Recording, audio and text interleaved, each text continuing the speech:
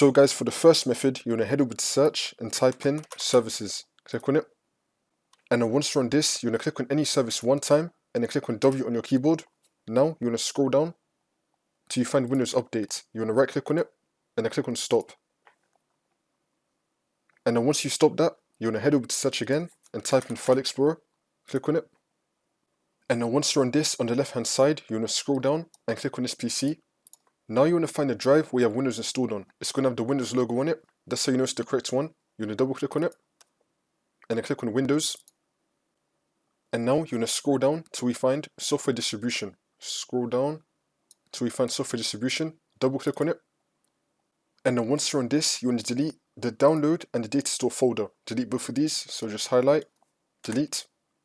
If you get this, click on use for current items. Continue.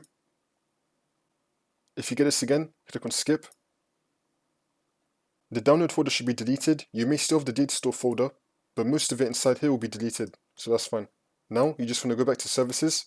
And then once you're on this, you want to double click on Windows Update.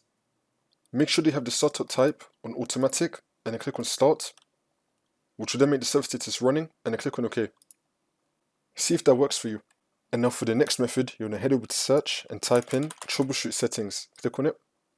And then once you're on this, you want to click on other troubleshooters. And then you want to find Windows Update. Click on run. Wait for this to load. If it detects anything, it will fix it for you. If that's still not working for the next method, you want to head over to search again and type in CMD. Then you want to run it as administrator. And then click on yes. And then once you're on this, you want to type in sfc /scan now and then click on enter. Then you want to run the scan. And then once the scan's been completed, you just want to restart your computer. And then the problem should be fixed.